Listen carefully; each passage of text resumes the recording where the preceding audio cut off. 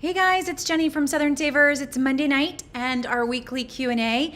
And this week we are talking college savings, planning for college, just being ready for all of what's coming.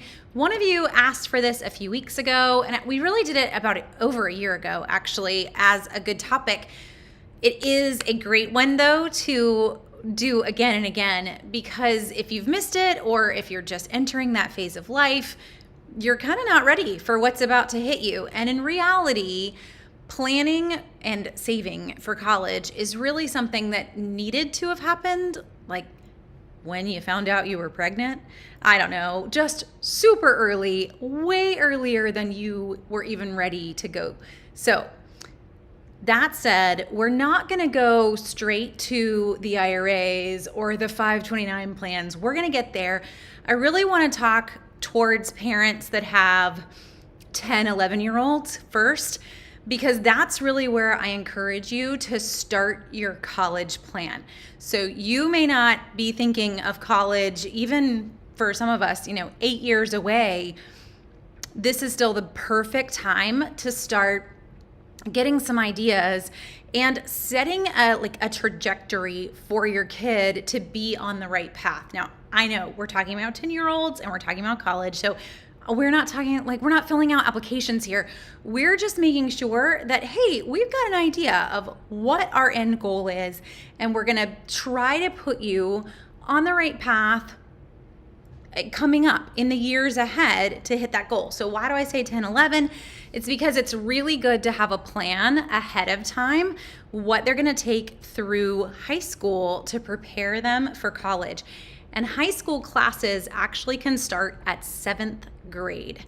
So for some of us, that's like a 12-year-old, right? So if I'm thinking at a 10-year-old point, I'm thinking, hey, what are they talking about being? I'm not holding any of my kids accountable to that, because at 10, I think one of my girls that's about to graduate from college still wanted to be a vet. She loved horses. She's currently about to graduate with a degree in Spanish and psychology. She is not going to be a vet. So we're not saying whatever you tell me you want to be at 10 is what you have to be when you grow up. But it is getting an idea of what do they love? What are their interests? Do we think this kid is headed towards college? If they aren't, that's okay. We can reassess that going down the road. The real question is, are there some classes that we want to try to knock out while they're in middle school? Are there some easy high school classes that we can go ahead and get under our belt to make room for some college classes their junior and senior year? That's why we're starting high school a little bit early, not on every level. We're not putting your kid, your 12-year-old does not need to be in, high school physics, but we are talking like world geography, a half credit of Spanish, health. These could be ones that maybe we knocked out a little earlier. So thinking ahead, and I will show you guys, I'll also put some links in on the comments here in a minute. But just to show you, and I meant to make this where you only saw one. Let's see, you don't need to see everything on my screen, right? So this is our high school plan for my my high school senior. I have 2 college seniors this year. I have 1 high school senior. So each kid, I basically reuse the same spreadsheet, but I modify it for them. So my this is tricky for my brain to even hold on to. My college seniors' high school plan looked very different from the one that is about to graduate from high school. They're different kids. My older 2 did a lot of advanced placement classes all throughout high school. The current high school senior has major test anxiety. So to put her into an AP class would be like, hey, let me just make you drown, because she would die. It would not be a pretty moment for her. She's an incredibly bright kid, but you put a big test in front of her and she's going to freak out. So let's not do that. She's done 0 AP classes, but she's done a lot of dual enrollment. So it's based on what your kid wants, what is good for your kid's learning style, but you can start to map this out early. You'll see my first column here is 7th and 8th grade. So it was just getting an idea of what could we take ahead of time. We took a half credit of Spanish. We took cultural geography. in 7th grade. In 8th grade, we took Algebra 1 and our other half of Spanish 1. So by the time we finished middle school, we really have 4 credits for high school done, which is almost one whole year. 7 credits is a year. So you've done half of a year of high school before you even got to high school. Then you start to work on the high school years, mapping it out. Now, our goal for our high schoolers, so let's just jump to our high school age kids, is always to take the hardest version of a class that's available if they can handle it, or the hardest version that they can handle. So if that's honors, if that's AP for them, if that's dual enrollment for them, that is what the colleges want to see. They want to see that you chose a rigorous course schedule, and that's going to be compared to what's available to you. So we homeschool.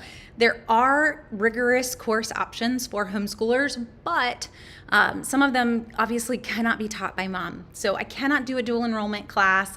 Those have to be approved by College Board. They have to have approved teachers for them. So advanced placement, you're going to need to find a online advanced placement or an in-town at a local high school. There's a lot of options. We went with an online school for our older girls. For dual enrollment, that's going to be a local tech school or a local small college that is nearby, which we have done for this current high school senior. So in my color coding here, my yellow classes are her dual enrollments, and blue for that matter. We've done it at 2 different places. So it was just me keeping track of where she's done dual enrollment on her little chart. I'm her guidance counselor. So this is what you would hope your high school guidance counselor is doing.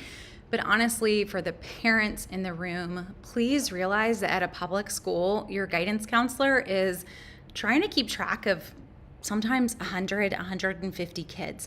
They are going off of just a basic, this is what you need and this is the year that you take it guide. It is not tailored to your children, but you are 100% okay to make your own, right? If your kid doesn't want to take that or they want to take a different class, Google spreadsheet, guys, make your own, be your kid's guidance counselor, help them figure out maybe some different electives or switching this out. Maybe they just hate that particular teacher. We all have those moments, but that's a great reminder that we can all step in and help out. Not saying take over. Your guidance counselor is probably a great person, but just being there to know your kid a little bit better than they know your kid, odds are. So it's good to have a plan. Why do I mention all of this up front? We haven't even gone to savings accounts or anything related to that.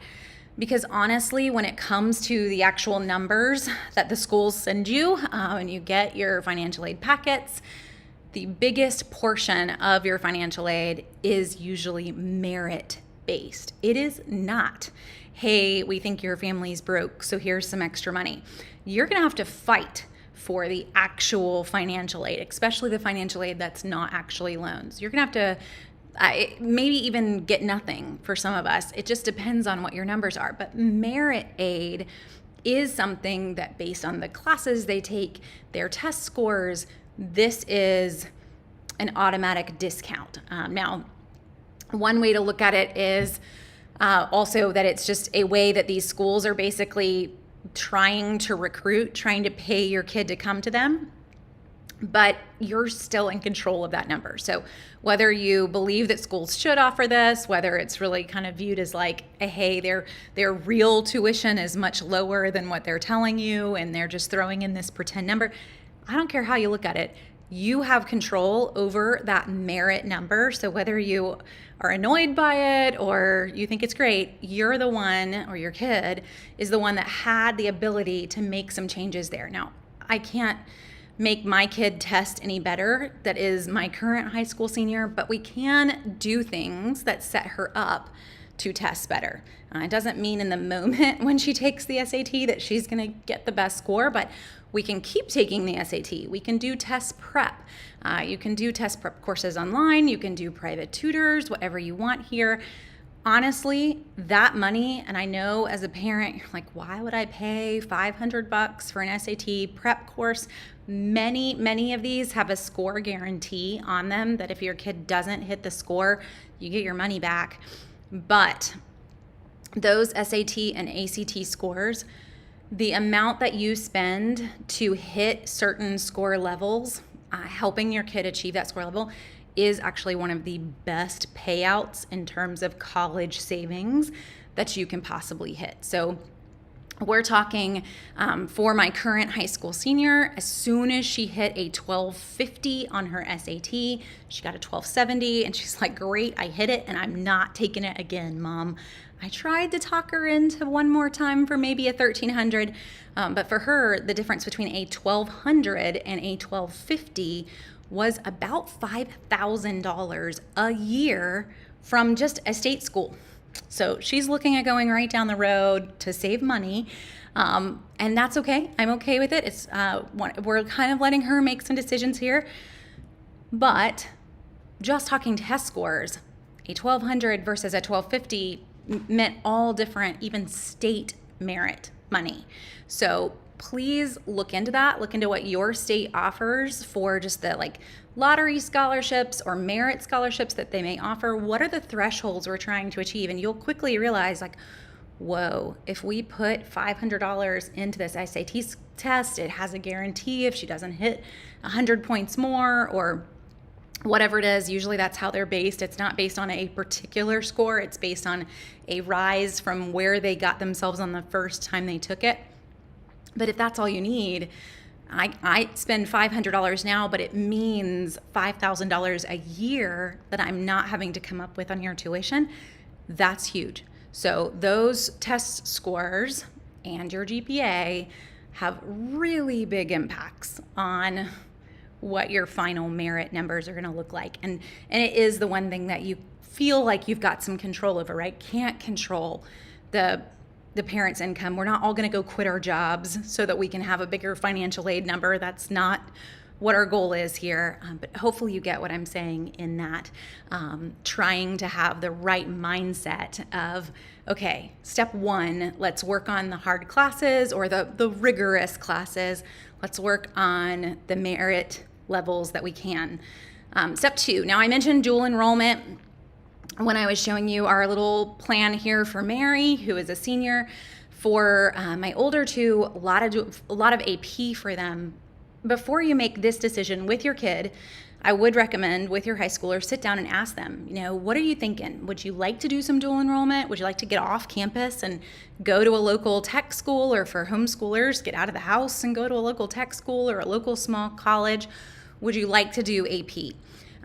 You need to have an idea of how those credits work. So just to kind of cover that briefly, AP is going to be that you took the class all year, you took the test in, early April, beginning of May. Depending on how you do on the test, at the end of the class, you may or may not get credit. That's a really big decision. Do I want to be in an AP class only to potentially end up with no credit? So got to decide on the AP. Another thing you need to decide on, though, is what does the school that they're wanting to go to, or a few schools, research, pick 5 or 6. What I did for my girls, I didn't necessarily know what school they were going to go to, but I did know what was in state. So let me look at the in-state schools. Let's see how their requirements look for AP, for dual enrollment, so that I don't put you in classes that no one is going to take, right? Eventually, as they get older and older, you start to get an idea of where they want to go. Then we need to research based on, okay, these are looking like the actual schools. Let's make sure our senior year we are not wasting our time. So let me give you some examples of what I mean with that. A lot of our universities give us a very simple form that you can sit here and look down. So this is Clemson's AP credit policy, also includes IB and a few other Cambridge International. So I know if we take AP Lit and Comp, or we take AP Lang, which are the 2 English classes, if they want to get credit for it, they're going to need to get a 5 on the Lang, AP Lang, which is like the grammar portion of that AP class. They're going to need a 5 to be able to get 2 English credits. If they get a 3 or a 4, they're going to get 1 English credit, which this $19.99 actually comes across as a transfer credit. It doesn't even count as a normal English credit. So I want to know that. I want to know, how is this going to actually remove something that you have to take from your freshman year, or are we just doing this for fun? Because nobody really wants to do it for fun. So look at these. Every university has one. This is Clemson's. Duke has one. You're going to notice their numbers are even worse. To get credit for most of these from Duke, we're going to need a 4 or a 5. But there's another element here that you also need to know. Most universities have a max that they will accept of advanced placement courses, and that can start to hurt. So as I mentioned, Duke here, who only takes 4s or 5s, you could even take economics, they aren't even going to accept it. That is a killer class, by the way. My high school seniors still have not forgiven me for putting them in AP, macro, and micro. Duke's not even going to accept it. But here's the real kicker. Duke will actually only let 2 AP classes count towards your graduation status. So you can bring in as many as you want, but they're not going to remove any classes from your actual list of classes that you must have to take. So kind of frustrating if that's where you put a lot of your time and effort into taking these. Now, at the same time, they want you to take the most rigorous classes so you can get in. So you may be a little stuck. You may end up in AP classes if this is your dream school just to get into Duke, but you need to realize that it was just for fun, basically. It's not going to count towards college credit. So it's important to do this homework. It's important to do it school by school, getting an idea of what your kids want. And the reason for this too is, as we talk about dual enrollment and AP, these classes are a fraction of the price that an actual college class has to pay for.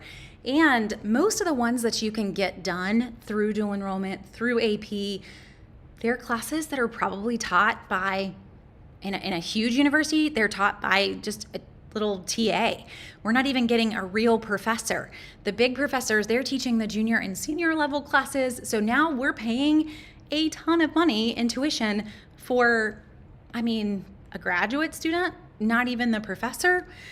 In terms of like cost per class, that's painful for just a basic English 101 class, right? So that is what I would encourage you to try to get out of the way through dual enrollment, through AP. To give you an example, AP in a public school, probably completely free. The school's even paying for the tests that you'll take at the end of the year, depending on where you live.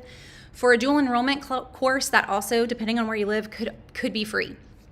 In our state and in the county that we live in, as long as my daughter takes 2 dual enrollment classes each semester, she could take more than that if she wanted, but as long as she takes 2, they're completely free. So we only have to pay for the books that she needs, but I don't pay anything for the tuition. That's a pretty good deal, guys. So if we can knock out even a semester of college for free, that's a great savings for your kid. So for my older 2 who are now college seniors, they will graduate this May. They went in with 55 credit hours. Their university would actually only allow them to bring in 50. So they had to pick which ones they didn't want to apply, but that basically saved them 2 years of college. They both are getting 2 degrees, and we've done that in 3 years. So could they have done that without AP classes or dual enrollment, whatever we had chosen? No. The only reason they were able to do that was the amount of credit that they went in with. So not only is it saving you money, it's potentially helping you get more in that time period too that they're in school. For my current high school senior, based on her little spreadsheet that I showed you guys earlier, I don't want to tell you wrong since it's up here. I might as well look at it. She will have 39 college hours by the time we're done, all in dual enrollment. So none of it needing that AP test at the end, all of it just being from the classes that she's taken. Now, dual enrollment also has an element that you need to research, and every university has a transfer credit a spreadsheet system as well. So I showed you the Clemson AP, but we could very easily find that same system. So Clemson transfer credits. We don't want the transfer portal. That would be a very different thing. So when you head in, and I just have Clemson on the brain because it's easier to find, but there is a very simple button, and you are going to come in and be able to basically quickly see. You're going to type in where you took the classes. Oh, well, normally, we manage to find a 404 page for Clemson there. But in general, you're going to put in the class that you took and the school that you took it at, and it is going to spit out what it is good for at that particular university. With dual enrollment courses, they do not always transfer in either, nor do they transfer in as the course that you thought they would be. So it is very important, even with dual enrollment, to do your research as well, to look at the universities you think your student will go to start playing with the classes that they're going to take. We were literally doing this the week before classes began this semester, constantly reevaluating, trying to decide if we were going to throw in one more class. It would help at this university. It would do nothing at this university.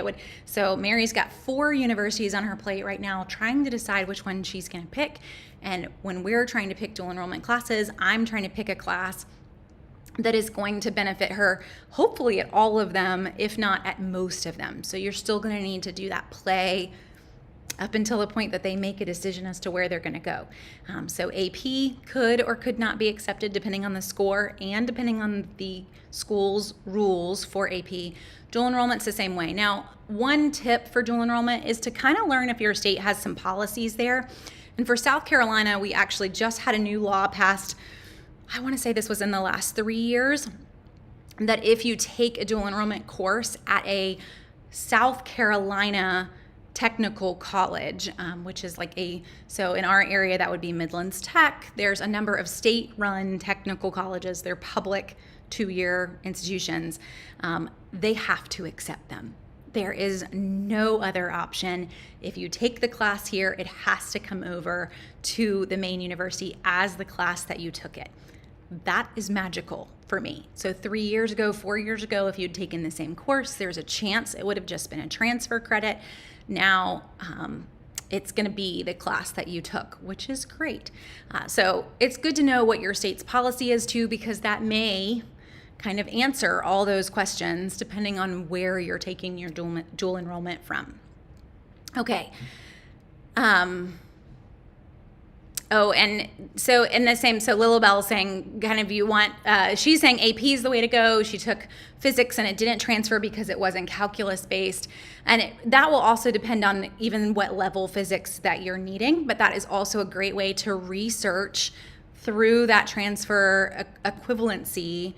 The class that I'm taking here, what does it end up equaling over here? And knowing that before the class even begins, since they have that for most of our schools, if you think about it, especially in your area, if you're looking at going to a state university and you're taking dual enrollment in the state that you live in, they have probably already had someone transfer that class over to them. So my college senior is actually in physics at the local tech school this semester, but we already know that it goes over exactly as the physics one that she needs, which is perfect. So it's just great that we can do that you have those equivalencies online to already do your own research before you get going. Okay. Oh, and I love it. So one other tip from Lilibel, the school doesn't matter. Do not let your kids get distracted by big name universities. That's right. Part of what you're paying for here, and I was reading a book. I was going to recommend 2 books for you guys. It's kind of an older book, but I think it is still a great one in terms of just little quips of remembering, you are so right on that, kind of getting your mindset correct. But it's The Price You Pay for College. And let me go ahead and stick all these things in on the chat before I forget. So I'll stick these 2 books that I'm about to mention in there first, and then I'll stick in some of the links to these other pages that I have been recommending. So 2 of these, The Price That You Pay for College by Ron Lieber. It was printed, I would guess, maybe 10, 15 years ago. It has been updated a few times, but you'll notice some of the dates in it are a little older. It's really all about mindset though. And so he actually has a way to get you to kind of realize that when you're writing a check for college, you're really paying for 3 things. You need to decide what's important. You're paying for the quality of teaching, or you need to be paying for the quality of teaching, not the research at the university. That part has no impact on your kid, right? The quality of teaching, the kinship or the peer group that your kid is going to be around, Lifelong Alumni Network. And the brand name of the university, is it one, do we need that? Is it one that I need to have an amazing resume from this particular university to get in somewhere else? Odds are you don't. We want to look at the cheapest option for the best education. That's really our goal.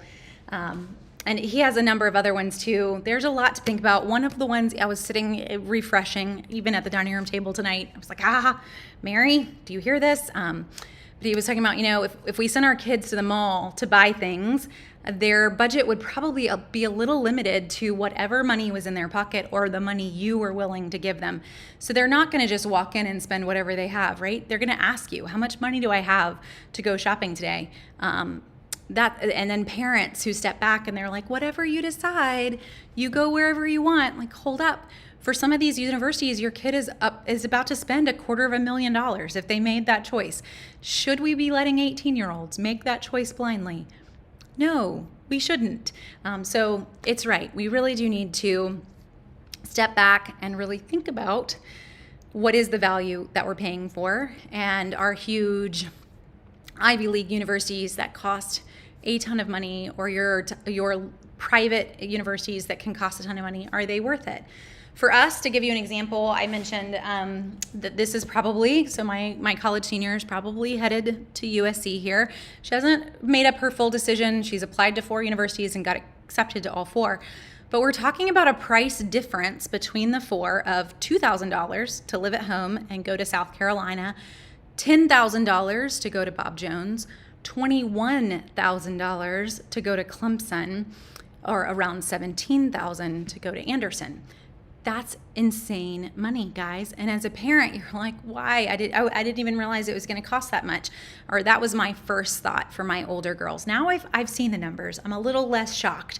But that first year that you have that first high school senior and you start to see those numbers, it's a little mind-blowing. And now most of those numbers are room and board. And so when I say South Carolina only costs $2,000, that's because she's living right here. I'm in our little bonus room. This is probably where she's moving, right? So it's free. It doesn't have that much cost. Now, in terms of degree going forward, does it matter that she's at South Carolina versus Clemson? No, they're about the same. Anderson, about the same. So is it worth it to pay $18,000 more to go to Clemson, or $15,000 more to go to Anderson, just to live on campus, just to have that experience? That's your call. For her, she is deciding, and we've mapped it out for her. She knows that her goal is vet school, and she needs to save as much money as possible for vet school, which is an insane amount of money. So she's the one that has decided, you know what, living at home, I can do that. $2,000 a year, I can do that. But that's where we need to have those hard decisions, and we need to know upfront what we're looking at. So realize when you are getting those numbers from colleges and they are going to give you that merit aid, they're going to give you some of the other options that are there. They don't always like to tell you what room and board is, and you need to go digging for it, because that is a really big number. And once you see all those numbers put together, it's going to be a big wake-up call as to what you can actually afford. Okay, let's jump on. We've hit a lot of things. I mentioned tests and test prep, but there is one test that your kids may not have on their radar, and it is incredibly important, and that is the PSAT. So the PSAT is 11th grade, and it is every October. It is a very, very, very important exam. It is offered by College Board, and it is done at their high school. So as a homeschool parent, we have to find a local high school for our kids to take this at. But in reality, your kid can take this early as well. So if you're homeschooling or if you're public school, you're going to have to ask and push hard if you're a public schooler, because a lot of schools don't want to do this, but they can. Your student can actually start taking this in the 9th grade for practice, and I highly, highly recommend it. So even if you've got an average kid, it doesn't hurt. You can prep for this test. There are even PSAT prep books. Why would this matter? How you do on the PSAT your junior year could literally be free rides. There are so many universities that court national merit scholars, and it is based off of your score on this test. pretty much 100% based off the score on this test. If they do make it to as a qualifier, they will have to write an essay and fill out some forms, but it's kind of a shoo-in. So please encourage your kids to take this test seriously. Test them early. Do that 9th grade option. Do that 10th grade option. It costs $18. If anything, view this as an SAT prep. It is way cheaper than even taking the SAT once to take the PSAT. It is only offered once a year, so you don't have, oh, we missed it this October, let's try to get on it. No, it's only offered once a year. So go ahead and put it on your calendar for September or even August to be asking for your kid, finding a spot for your kid to take it as a 9th grader, as a 10th grader, and then 11th grade, if they're in public or private school, it's going to automatically be given to them. But for my homeschoolers, you need to make sure that you have a seat for them in 11th grade. So one of my college seniors was a national merit finalist. It is totally doable for homeschoolers, but they took it their 9th and 10th grade year as practice, and then we prepped, knowing after that 10th grade year, you're only a few points shy. You can do this. So we actually prepped for about 6 months, spent a whole summer prepping for that fall PSAT. Well worth your time and effort to do that, to end up with completely full ride to Vanderbilt, completely full ride to Alabama. There's a number of universities across the Southeast. We're talking room and board as well as a stipend for books.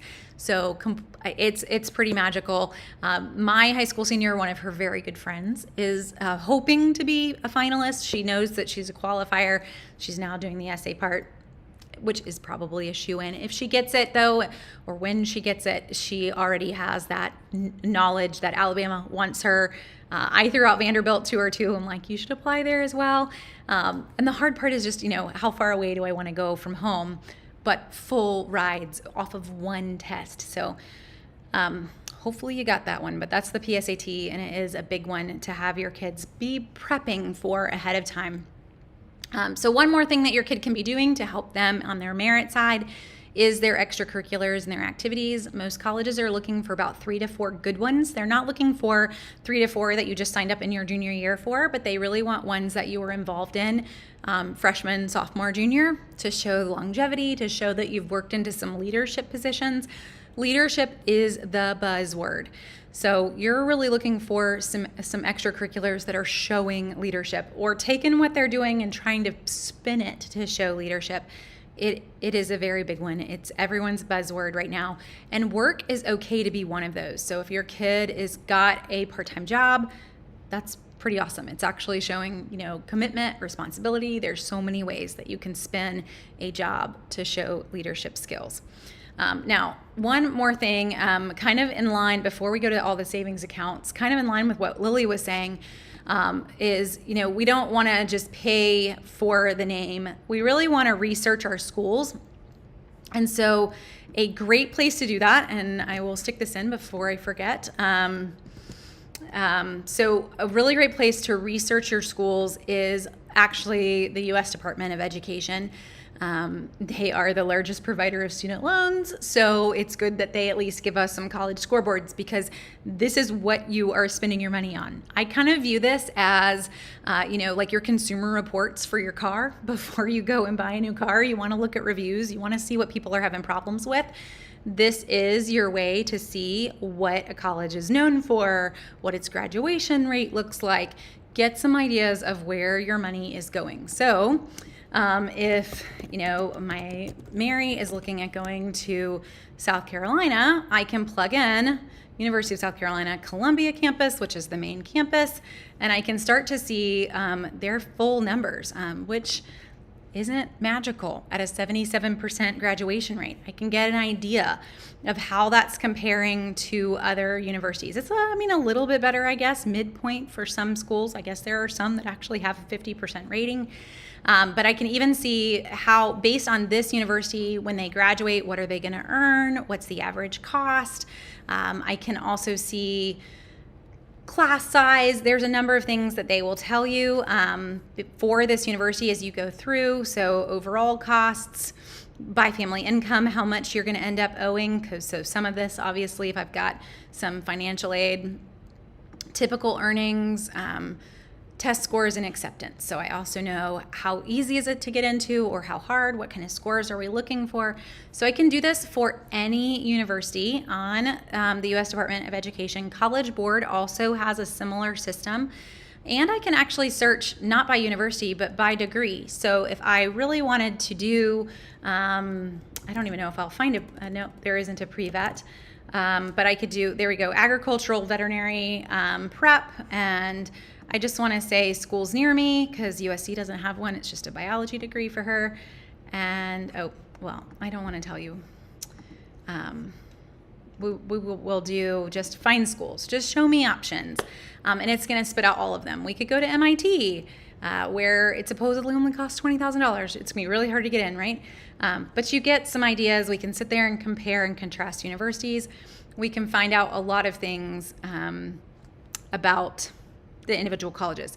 The other thing, while we're here, to point out that this has, and I would encourage you to do this with your kids, there's actually a way that you can search by fields of study. And why would I want to do that? So my kids, you can tell me I'm a horrible parent if you want. We did not allow our kids to be English majors. Both of my college seniors would have chosen that. I can guarantee you, because their happy thing is to sit in a corner and just read books all day long and talk about those books. And I'm glad that they love it. But if you don't want to be an English teacher, there's pretty much nothing that you're going to do with an English major other than something that you didn't go to school for. And you can argue with me if you would like, but I'm going to say 90% of the chance I'm right there. You're going to teach English at some level, or you're going to do something else that really wasn't related to an English degree. So we did not allow that. Now, one of them, humorously, is dating a history major. It kind of fits the same boat, guys. So this is why I'm telling you, you need to sit down with your kids and you need to research it, because it's actually going to tell them what they are going to make. So if they want to put in English, it's going to show them, what do you want to do? Do I want to teach English? Do I just want to be an English major? You'll notice all the things that come up. So English literature. And then I want to know like undergraduate degrees. It's actually going to tell me where I could go, but it will spit out to what my salary might be. Am I going to need to get a master's degree to even live on this? Am I ever going to be able to pay off my student loans if I got an English degree, or am I going to be paying them off forever? These are important things for our kids to learn, to make some decisions as to what they want to be. I'm not saying that they should only do what makes money. They should do what makes them happy. But they need to do that inside of the framework of paying the bills too, right? It's just teaching them, honestly, a life truth. We have to be able to stay warm. We have to be able to put food on the table. So you may love to sit there and read novels all day long, but we need to find a way to monetize that. How do we make money doing that? And maybe they're going to have that wake up moment too. You know what? I actually can't afford to live and just read books all day long. I have to find a degree that actually has a value. That said, Mike Rowe would love it if we also mentioned here that college does not have to be for every person. And the people that are really making bank, if we want to just look at numbers, are the people that didn't go to college in many fields. So our just electricians, our plumbers, they're desperately needed. They do not require a 4-year degree, and they're going to make potentially way, way, way, way more money than your English major or your history major, or even your nursing major, which is what I was. So, don't always feel like everyone needs to be in the college train. There are a lot of options out there that would make a ton of money. I was just talking with a friend this week about her daughter that wants to become potentially a mechanic. I love it. And she loves airplanes. You know what? Become an airplane mechanic. There's a huge need, and you're always going to have a job. You're always going to have money. And there's some schools that are literally like 6 months. It's not a 4-year degree. It's not massive debt. So that is a huge part to consider for sure. Okay. Let me jump over here. Great question, Lynn. When you get accepted into a university for undergrad, are you guaranteed acceptance into specific specialized school on that campus? So it really depends by campus on that, Lynn, but most of them, no. I know for me, I'm wearing my campus garb today. When I went to Florida State, it did not mean that I got into the nursing school. I had to do my prereqs for nursing and then apply to nursing school. And there were a number of people in my class that had applied multiple times trying to get in. So a lot of universities still work that way if you're trying to get into a very restrictive program. Other schools, though, they only limit the number that they will accept as freshmen. Clemson is actually one of those. So if you wanted to get in to Clemson's architectural school, they only allow a certain number of freshmen to come in with that as a declared major, and those are approved by that department. You could transfer into that department later by application. So you basically are like, well, Clemson didn't let me into the architectural school. I'm going to go in as just a general science major. I'm going to take a couple classes and prove to them that I'm awesome, and then they're going to let me into that major. But you're still going to have to apply to try to get into it. And it just depends on how the university runs that. Okay. Let's see. Oh, that's awesome. And Sarah was saying your daughter took the PSAT in 8th and 10th grade, and she's taking the SAT this spring. So yeah, you could take it as early as you want. The hardest part about taking the PSAT and even the SAT early and earlier, they're getting some great test experience as long as your kid's not getting discouraged in some sections because they haven't had the math levels to do amazingly well. So just set them up for that. Like, hey, you're in 9th grade. We are just taking this for practice, and you are definitely going to hit some math questions that you do not know because you haven't taken trig. You've never even seen a cosine, a sine, or a tangent. You can't possibly get the question right. So as long as you're, giving them that and helping them to see, like, I don't expect the world out of you here. This is just for practice. And then each year they kind of see, oh, I knew a few more. Oh, I knew even more because I've got more math under my belt. We don't see that necessarily on the English side.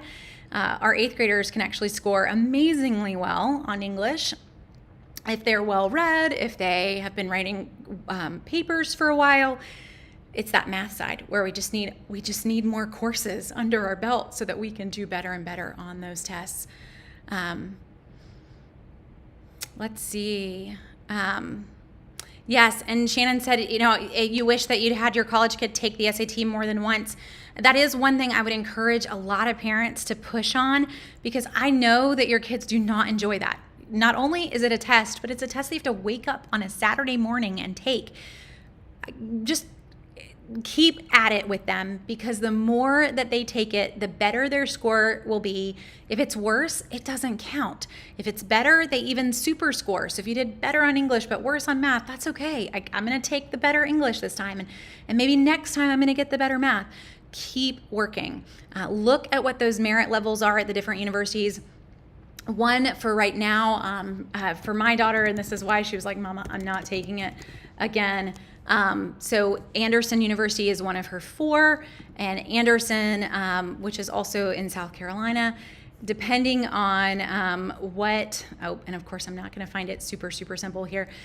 Depending on what level you got on the SAT or the ACT, it does decide what level merit you get. So here we go. If you get a 1,300 on the SAT, you're talking $18,000 a year in merit scholars. So Mary has a 1270. My kid, you can keep taking this SAT. Now, Anderson is not her top choice. So sorry if you are at Anderson, but you're welcome to convince her otherwise in case someone from Anderson's watching this. But it's not her top choice because the money isn't there. She's trying to be smart. This is going to end up being a university that even if she got that top scholarship, still looking at $14,000 or $15,000 a year. That's a ton of money. But she has a 1270. If this was her top choice, it's a $2,000 a year difference times 4. That is $8,000 difference to take the SAT potentially one more time and go from a 1270 to a 1,300. To study, to do a test prep, Even if we spent $500 on a test prep, let's go big, which that would be going big. You'll find some that are much cheaper. All we need is 30 points. It is achievable, especially in a super score setup. It is achievable for an $8,000 difference between the president and the founders. That's just one university's example, though. So you do need to look up whatever your kids are interested in, whatever schools they're looking at. And remember, for most of these universities, that SAT, you can keep taking it even after you've been accepted.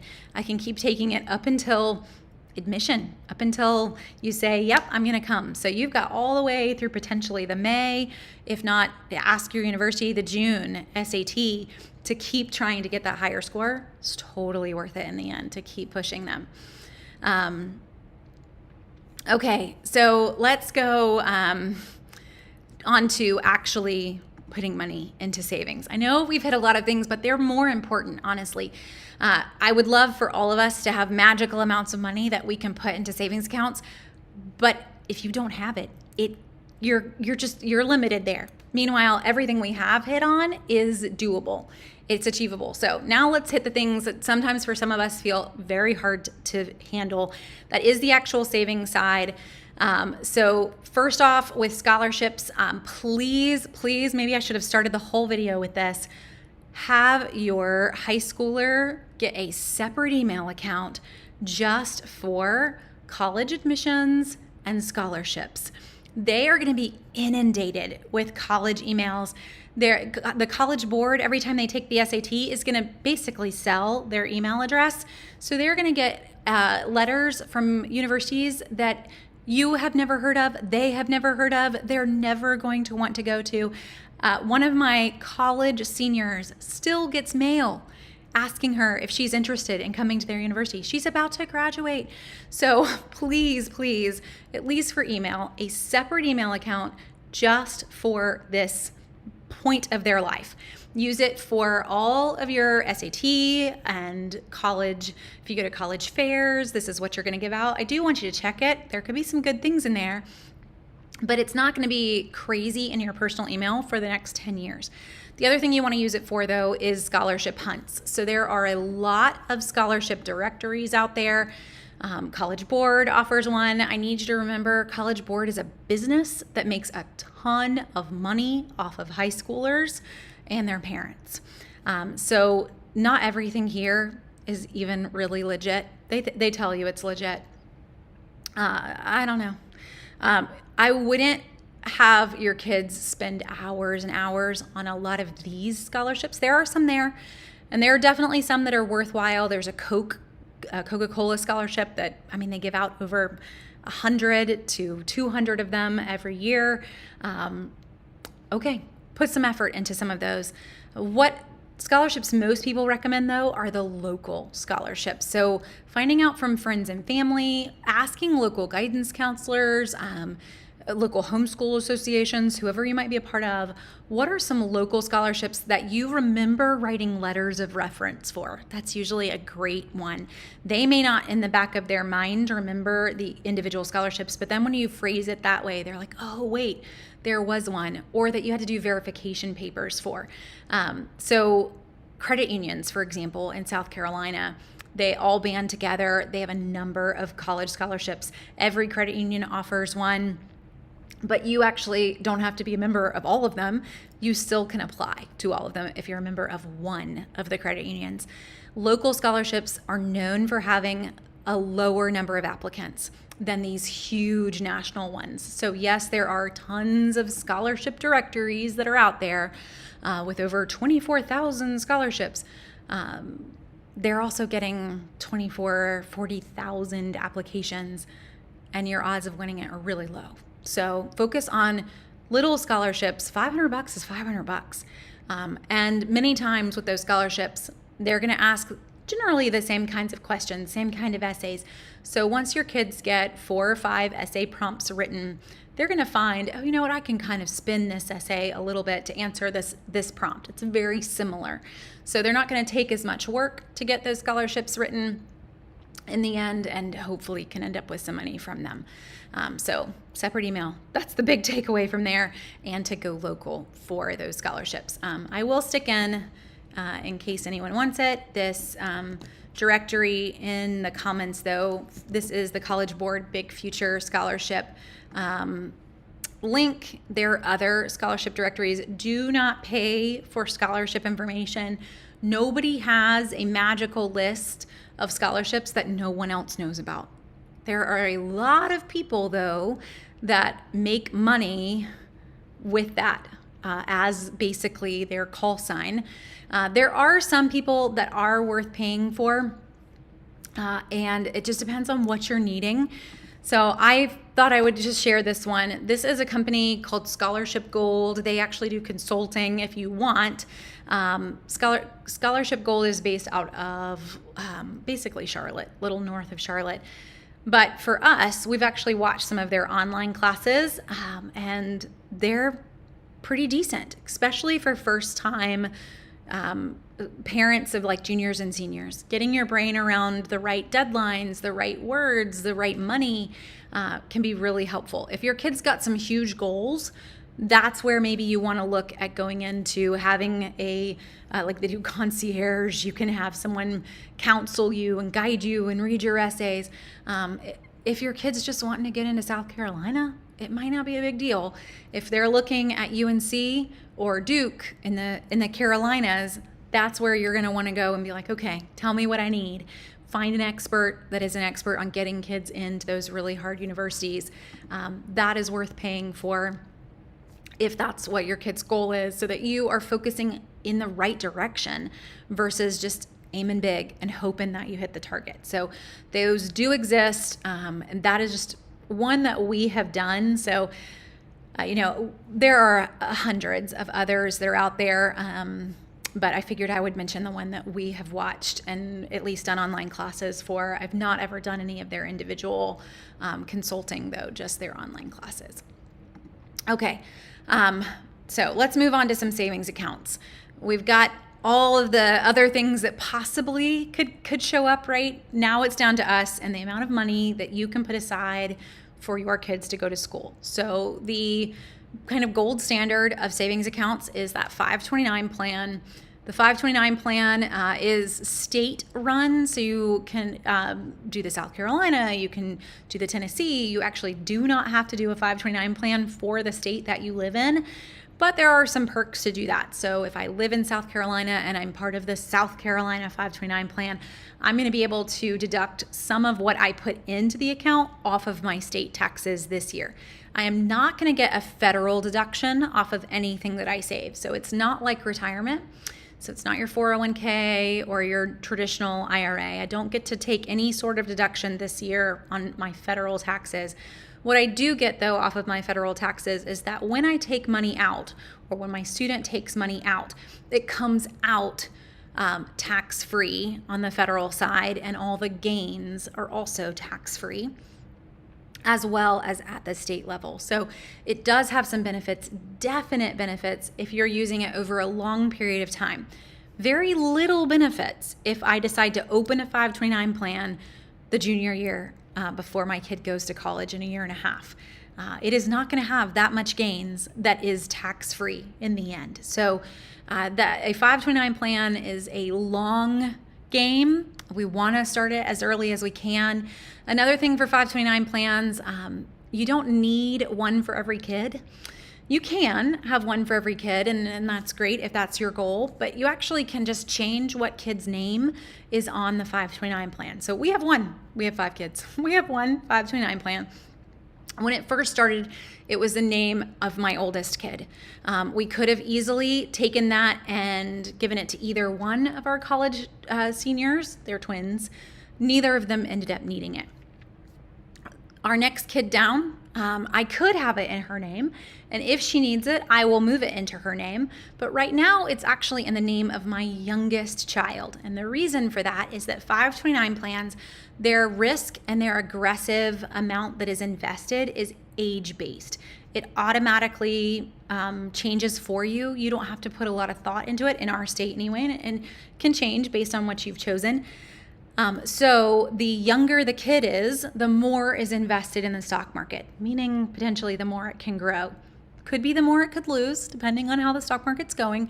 But for us, it's really meant the more it can grow, especially in the last 3 to 4 years. So if I had that though in my current high school senior's name, it wouldn't be in investments at all. Now, her goal is to not use that money until vet school, which is 3 years or more away. I don't really want that fully not invested for the next 3 years. So you do need to kind of think about which kid the account gets to sit in for a bit so that it's where it is in terms of its investments, in terms of its risk, moving it around as it's needed. So that is a 529 plan. You can put a lot of money in those if you have it. And it could be a great way to save. It does count on your FAFSA when you go to fill out your financial aid form, so it doesn't get hidden. Just so you know, they're totally going to see that number, but it's better to have it than to not have it in the end. And it is a good way to be saving some money. It's also a great way to maybe encourage grandparents to help out a little bit. If it can be a hard ask to go to grandparents and be like, hey, will you chip in?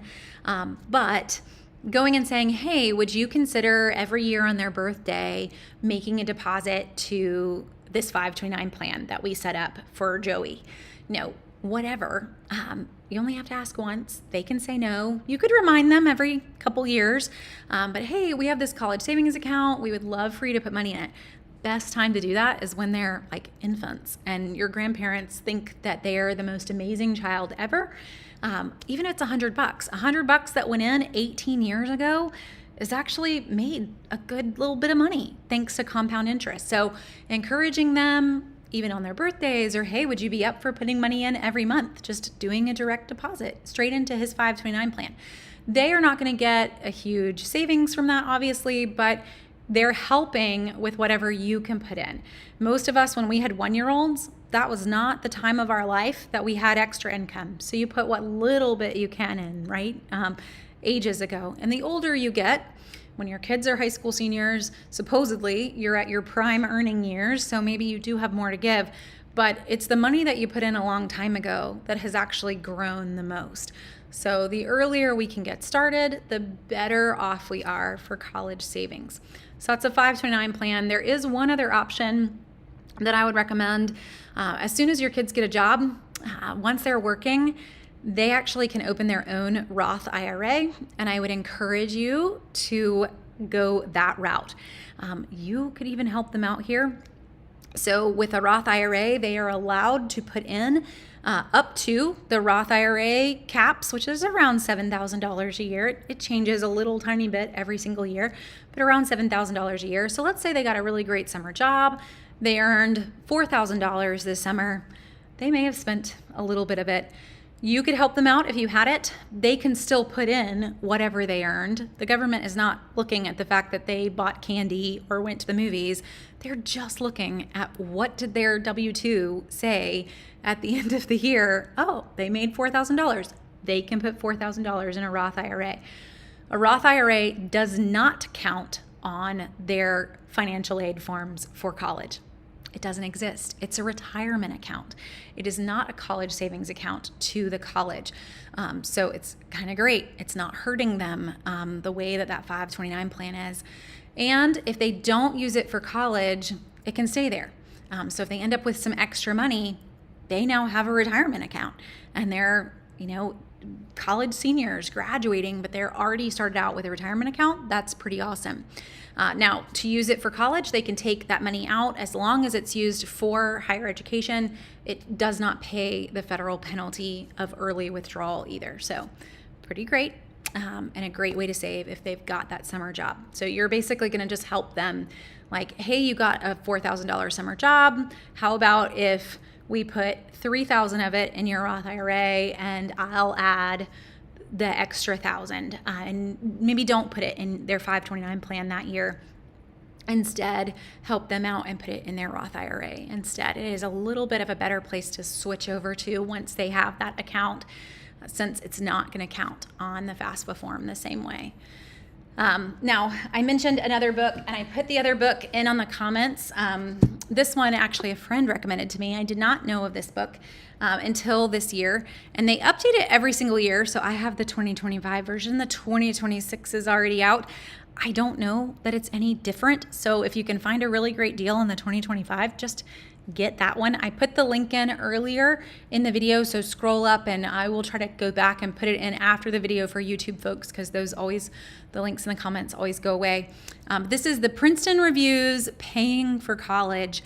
And I have to say, I've already learned a few things, and it does go, it's like a FAFSA for dummies, but it goes really in depth on just how to help your financial aid index way more than you might think that you could have done. So if you feel like you aren't going to end up getting anything, it might not hurt to even see if your library has it and checking it out from the library, seeing, thumb through it, see if it is helpful for you. But I will say I've picked up a few things here. So thank you to the friend that recommended it for me, but I am now recommending it to you. So Princeton Review, Paying for College. I think the tagline, everything you need to maximize your financial aid and afford college. But it's been a helpful one, and I still have more to apply from it. But it's a good one. So one other big thing before I sign off here and everything, financial aid packets usually don't come out until March. They do this on purpose. So your kid gets this big welcome to the family, but they don't actually know how much this family costs to join until March. Then they have to make a decision by May 1st. So they literally have a month from the time that they find out what the amount is till the time that they have to say that they're coming. Many kids are already saying we're coming because they tell you the earlier that you tell them, the better the dorm room you can get. Guys, if you say you're coming and then you don't, you owe them money. So do not say we're coming because they've promised you a better dorm room or any other perks for going ahead and accepting early. You need to know how much this is going to cost. Financial aid packets do not come out until March. That packet, when it comes, this is my big tip for parents, you can always appeal that packet. Do not accept it as, well, this is what they said. You can go back and say, hey, is there any sort of merit that we could add in? Any sort of little bit that you didn't consider, a grant. Potentially you can go back as well on your financial aid part. The financial aid part is a little harder to move around because it's really based on your FAFSA number. But you could come back and say, hey, all of those numbers, they're based on 2 years ago. So they're based on your taxes the fall of your kid's junior year. So between junior year and spring of senior year, some things could have changed in your life. Somebody could have lost a job. Someone's gotten really ill. We're taking care of a parent that we weren't taking care of a year ago. Whatever's going on in your life, that's okay to throw into.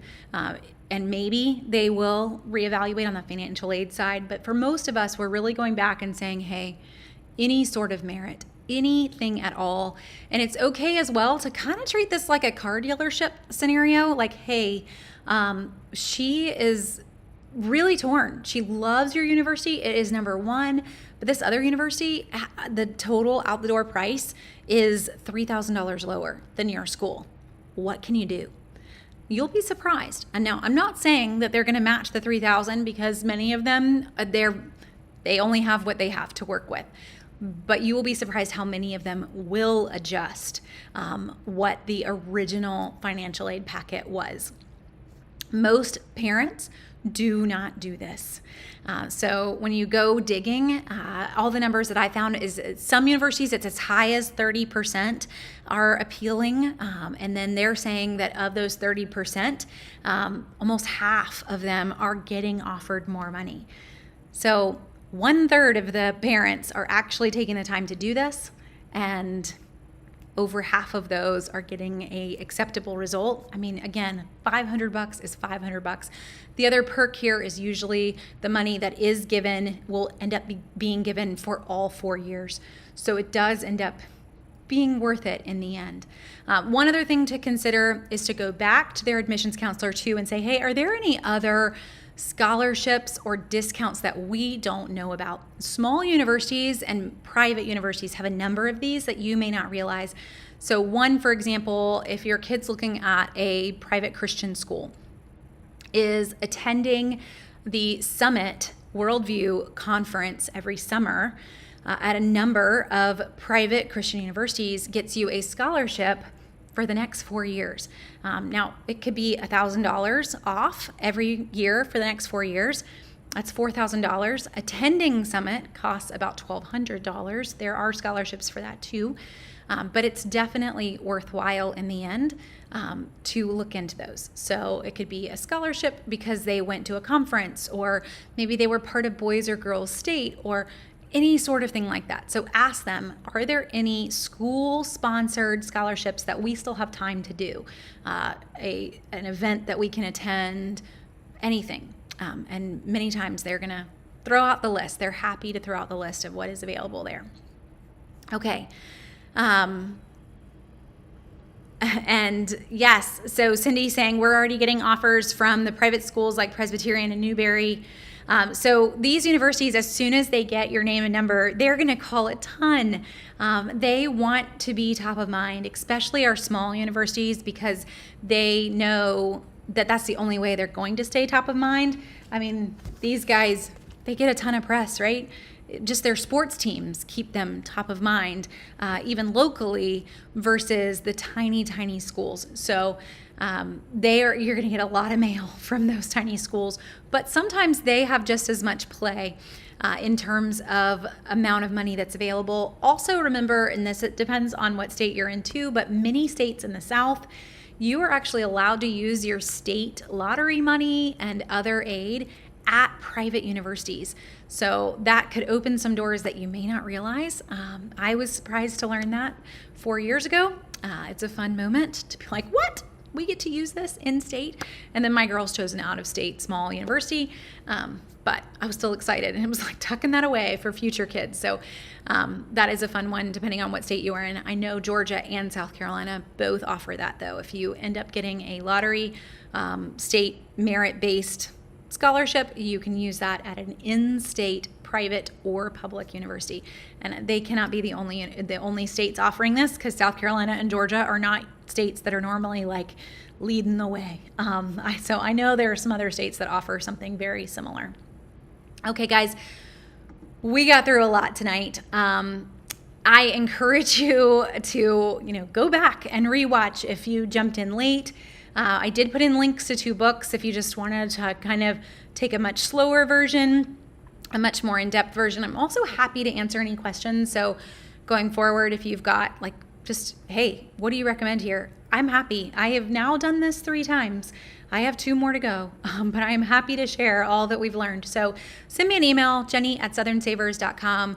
I will gladly share any wisdom that I might have, or try to direct you to a website that might have a little bit more.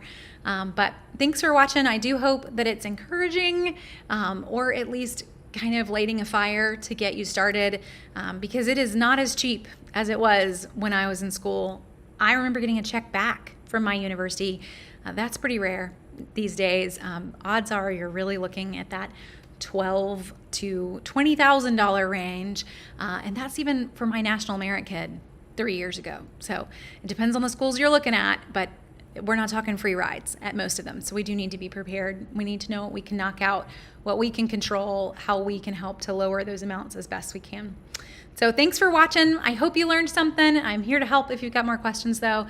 I will be back on tomorrow with drugstore deals for CVS and Walgreens. Always do that at 3 o'clock on Tuesdays. So hopefully you can join me live. But if not, it will be saved and you can watch it after the fact as well. So thanks for watching, guys. I hope you have a great week, and I will talk to you again soon.